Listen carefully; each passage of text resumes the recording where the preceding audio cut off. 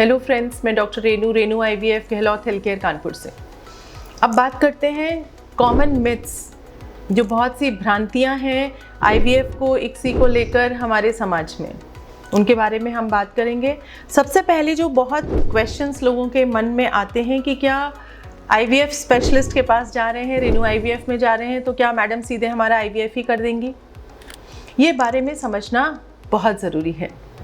IVF की requirement मात्र 100 में से 2 इनफर्टाइल कपल्स को पड़ती है, यानी कि वो दंपत्ति जिनको बच्चे नहीं हुए हैं 1 साल साथ में रहने के बाद भी, और उन्होंने काफ़ी कुछ ट्राई कर लिया है, प्रेग्नेंट नहीं हो पा रहे हैं। तो ऐसे लोगों का हमें सारी जांच करनी होती है। जैसे कि मैंने पहले भी आपको वीडियोस में बताया है, हस्बैंड की शुक्राणु की जांच की जाती है, महिला की ट्यूब हिस्ट्रोसैल्पिंजोग्राफी द्वारा चेक की जाती है, अल्ट्रासाउंड से ये देखा जाता है कि आपके शरीर में अंडे कितने हैं, यूट्रस का साइज़ कितना है, ट्यूब्स का कैसा क्या स्टेटस है। ये सब बातें कंफर्म करने के बाद ही हम डिसाइड करते हैं कि इस महिला का सिर्फ दवा से काम चलेगा क्या। ज़्यादातर महिलाओं में हम इन्फेक्शंस या जो भी और छोटी छोटी प्रॉब्लम्स होती हैं, जब उनको ट्रीट करते हैं, जैसे कि इन्फेक्शन एक बहुत इंपॉर्टेंट रीज़न है। कुछ लोगों को ये नहीं पता होता कि भाई किस दौरान आपस में संपर्क करने से, पीरियड के 14वें दिन अगर आप आपस में संबंध बनाते हैं तो उसी समय अंडा फूटने का वक्त होता है। ऐसा करने से भी ज़्यादातर लोगों को कंसेप्शन हो जाता है, लोग प्रेग्नेंट हो जाते हैं। इसको हम लोग टाइम्ड इंटरकोर्स कहते हैं। थर्डली, जब हम लोग हिस्ट्रोसैल्पिंजोग्राफी करते हैं, यानी कि नीचे के रास्ते दवा डालते हैं और देखते हैं कि एक्सरे में ट्यूब खुली है कि नहीं, यूट्रस की कैविटी बराबर है कि नहीं, यूट्रस का साइज़ ठीक है कि नहीं। कुछ लोगों में आधा यूट्रस, कुछ लोगों में बच्चेदानी आधी दिखाई देती है, पर्दा, जाला, झिल्ली जैसी चीज़ें भी दिखाई देती हैं।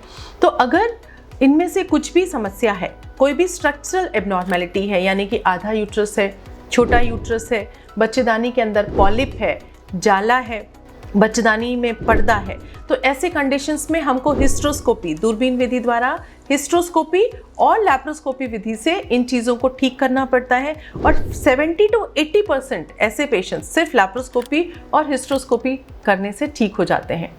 अब आते हैं ट्यूब पर।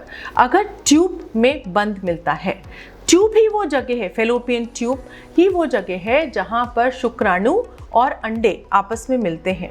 तो अगर यह बंद है तो इसमें यह देखना पड़ता है, ट्यूब करीब 10 सेंटीमीटर लंबी होती है, किस लेवल पे ट्यूब बंद है। जिस भी लेवल पे ट्यूब बंद है उसको हम दूरबीन विधि द्वारा हिस्ट्रोस्कोपी और लैप्रोस्कोपी से खोलने की कोशिश करते हैं। अगर तो ट्यूब खुल जाती है तो बहुत अच्छी बात है, तो पेशेंट अपने आप भी नेचुरली कंसीव कर लेते हैं।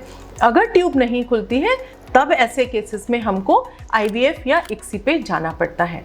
और कभी कभी तो यह भी देखने में आया है कि जो हम हिस्ट्रोसैल्पिंजोग्राफी करते हैं, जिसमें हम दवा प्रेशर से डालते हैं और चेक करते हैं, इसके बाद भी जो हल्की फुल्की झिल्ली या हल्का फुल्का कुछ कण फंसा हुआ होता है या छोटा मोटा कुछ फंसा हुआ होता है, वह ट्यूब को ओपन कर देता है और ऐसे पेशेंट्स सिर्फ हिस्ट्रोसैल्पिंजोग्राफी के बाद ही अपने आप ही कंसीव कर जाते हैं।